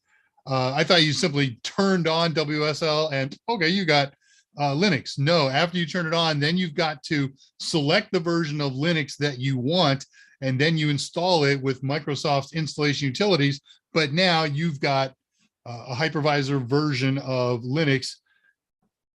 And what's really cool about it is it's integrated into Windows. So you don't have to do the stuff like the customer extensions, like the client extensions that you have to do with Oracle VirtualBox to share folders between the host and the guest OSs. It's all native and built in. So that's really cool, very powerful. Andre DeGoyer, I've been all over Europe, if you believe, Mike. We believe that you have been you were a truck driver in Europe. You certainly could, should, would have been all over Europe. And what is that, like end to end, an hour and a half? Sorry. Also, other than this one, do you teach online classes for A+ like Mike does? Neither of us teaches online classes. Oh, okay, I know what you're talking about is Udemy courses. Yes, I have done sections of some of the existing ones, and I got the green light after this Sunday when I finally got this other project off my plate to start recording a Linux class. I got to clarify with some of the bosses some goals of the class, but what we're going to do is we're going to do a short class under 2 hours that has all the stuff that you got to know as a beginning Linux administrator. Basic commands, how to make users, how to give them access to things, how to install applications, stuff like that. And then built into that, I'll do this now. We've got a request at the beginning that says, hey, this is a teaser class. Good news, it's going to be free, right? One of the rules of free classes on Udemy is they have to be under 2 hours. So good, they handed us that restriction right off the bat, and that works for us. We're doing it for some experimental purposes. We're trying some things that we haven't done in our other courses. But what we want you to do is we want your feedback before, during, and after that says, what do you think? What would you pull out of here? And more importantly, what would you like to see added if this became a full-blown multi-hour, 30-hour course, whatever the case may be? And we will incorporate those things that we think really ought to be in a full course and somebody else. So we've got two paths to go down. One is a practical Linux admin class, and the other is a Linux Plus class. And we're working out which ones, but we're certainly going to start out with that short practical one. Got it. I meant to hop off quick. Okay. Yes, as I said, Tullowit, this will be, the short one will be a free class. The next one will be $5,000. 4,500 payable to me and the rest. Okay, very good. KevTech. Udemy is great. Thank you. We think so too. We have dozens of courses on there. On my admin page, I don't know how many's on a page, at least a dozen, maybe 15, maybe 20. So we're somewhere in the 24 to 40 classes on there. I support all of them. I am our Udemy. If you're on Udemy and you ever post a question on any of our courses and you get a response from an account called TA, know who you're talking to. It would be me. Embrix, what are some things that can cause packet loss in an Ethernet network? I'm working through a case study at the moment. I'm trying to formulate possible solutions. Okay, packet losses come from several possibilities. Number one, most common, interference. Okay, so I don't know if you're talking about a wireless network or a wired network, but both of them are susceptible to interference. Wireless, obviously much more so than wired networks. So we've got all kinds of RF, you've got competing people on same channels, and so their signal doesn't get through, your signal doesn't get through because they interfere with each other and they both cause garbling and therefore retransmissions. But that same kind of interference can happen if you run cat cable, cat 5, cat 5e, cat 6, 6a, whatever, past noisy, electronically noisy things like motors and fluorescent lights, and that can cause data to scramble. Loose connectors at your patch panel, at your network interface, at the wall jack, doesn't take much. Poorly crimped cables will come up loose and they'll wiggle loose, sometimes totally, sometimes just occasionally. So those are possibilities. What else? They tend to be physical problems, physical layer. It would be unusual, but not impossible to be caused by a driver, a corrupt driver, right? So anything, usually that problem is a lot more serious. It'd be a lot worse than packet loss. It would be loss of connection, but there is an argument that says that could happen.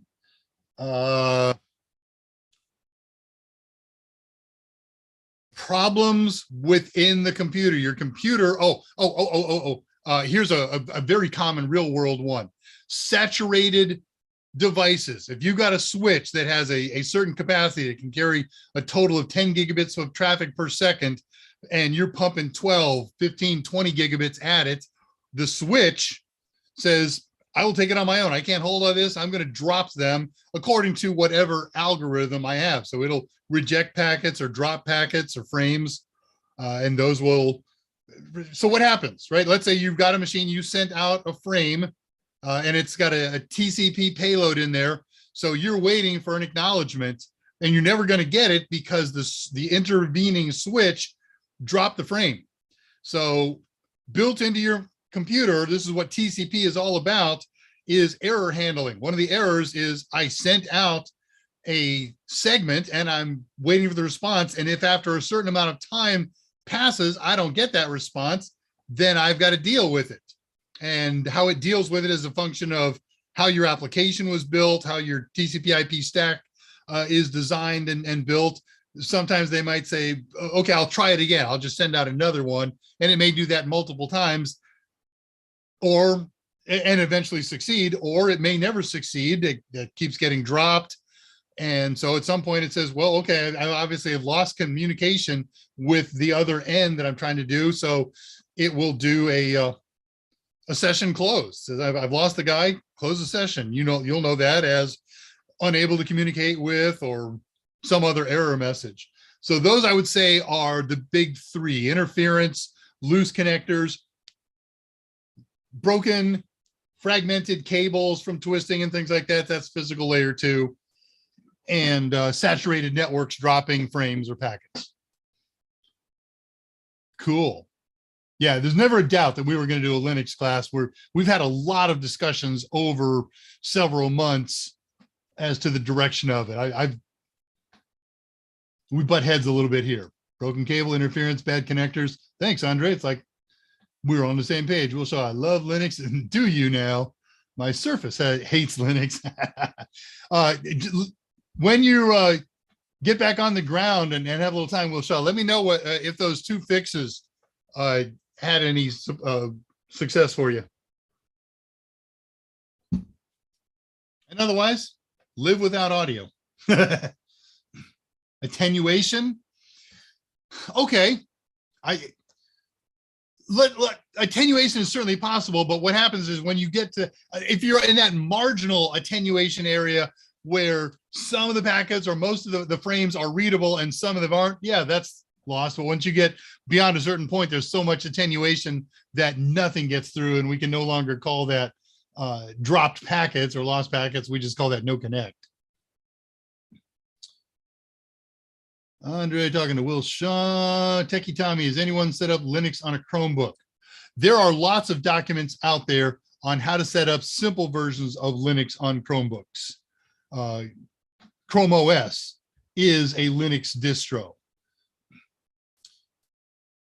Mbrix, surely. Can't apply fix till next week. Okay, it's at the crash pad. Parents' house. All right, very good. Well, let's wind things up then. It has been a marvelously fun day for me. Mike sent out this message this morning following Andrew's message. Andrew says, I won't be able to make the show today. I've got a commitment. It's okay, no problem. And a second after that, Mike says, I'm home. I'll work the back channel. And that's something that he's never done. I was like, cool, work the back channel. And I knew that I wasn't going to let him just work the back channel. It's not menial. It's an important job by all means. But Mike has been off camera for a week, and I know that's killing him. And I wanted him on show. So that was the way it went. And I was just thrilled. I hope you were as thrilled as I was. That was a lot of fun for me. Just joined Discord, says KevTech. Great. We'll see you over there. I will be over there about 10 minutes after the show winds up and take care of my other little responsibilities. And so I hope you'll join us on camera and mics, but if not, just come on and text, check in, and we'll be there. But I will be on mic and camera in case you want to have a longer discourse. It should be called discourse, not Discord. But there we go, right? All right, good. Let's wind up then, go over to hear things. Mike's show on Monday. I had notes that said no feature, but I expect him to flesh out information about his new role and details about the new organization. No, that's changed. He did that today. So tentative plan for Mike's show on Monday is what's involved in renewing CompTIA certifications. That's exciting. Yeah, I'll fix that later. And remember, I'm keeping this one on the burners. July 11th, we got Elaine Batzer is his special guest in studio. A couple things for me now. I have some definite upcomings, and I've added a couple more just thinking about it during these shows here. What do we got here? So I got a request on the Wednesday show. I was filling in for Mike after he did a short presentation from the floor show of the RSA conference. Somebody wants me to talk about ArduCam, the high resolution, high frame rate camera for Raspberry Pi. So I'm going to start working on that. I don't have the date on it. It's going to be less than a couple of months, but I don't know when. I'm going to do, somebody prompted me the other day about the MIDI synthesizer and equipment. I'm working on that. I'll start working on that next week. This weekend is too busy. I got a lot of work to do for Total. And who was it that posted? Whoever it was, I apologize if I've forgotten your name, but I do have it in my notes. Let's do get some success stories on. We'll bring in a handful of people on probably Mike's show, possibly mine. And how'd you get started? How'd you find Mike's material? How did that go? And where did that lead you? I know some of you already who are wonderful candidates to participate in that. And we want to chase down some people who aren't necessarily so well known. All right, last look before I do the shutdown here, because I see a bunch of stuff in my mouth. It's been a lot of fun. Will Shaw is talking to Andre. Any news on security camera Raspberry Pi project? There we go. It was Con. So Con, I don't have the date, but I do have that product sitting right here on my little desk. And I will try to do that in less than 4 weeks. How's that? I don't know what all's involved, so I don't know how much time I'm going to have to devote into preparation, but within 4 weeks, hopefully quicker. Amazing. Can't wait. Good. I read Mike Meyer's book a long time ago. There have been a lot since a long time ago. You know, he writes 3 books a year, basically, or a book a year for 3 different CompTIA certifications. But I'm glad it helped you out. KevTech, send me an email. And anybody else who can count on Mike as a success story stepping stone for them, I'm going to put my email address here on the chat feed, Dave R at totalsem.com. And I will put my personal email in here, drushtx at yahoo.com. Send me an email if you would like to participate in a show like this, where we bring you on, do a little bit of an interview, find out where you're from and all that good stuff, and maybe do this as a roundtable with some other folks. And I will build a list and we'll start working up a time frame for that. That's one that I think we can put together very quickly. Mike is interested in it. I'm certainly interested in it. I would see that coming up in the next couple of weeks, 2-3 weeks, I would think at most. All right, let's wind things up then. How do I do that? I got to go over to some page that's over here. There we go. That's the magic page. So as ever and always, look, every week I do my thanks to Mike Myers. Today, extra special thanks for killing an hour with us on the show, answering questions, talking about the new company, the new role. Man, that was exciting. Gratitude, of course, to everyone at Total Seminars who's so generous. I guess I should now include NCG, our parent company, National Cyber Group, who generously provide us with resources and time to do this. My most heartfelt thanks, as ever and always, goes to you and everyone who comes here to participate. See us on Discord. See us on our specials. Come next time, win another contest. I am Dave Rush. I'm the senior instructor at Total Seminars and resident Pi specialist. Wishing you a great weekend. Take care of each other. Take serious steps to stay healthy. If it's possible, call or visit your parents. You won't regret it. And never forget, technology is great, but the greatest resource we have are you and I. And with that, good night. I'll see you on Discord in about 10 minutes. See you on the AMAs next week. And until then, I am out of here.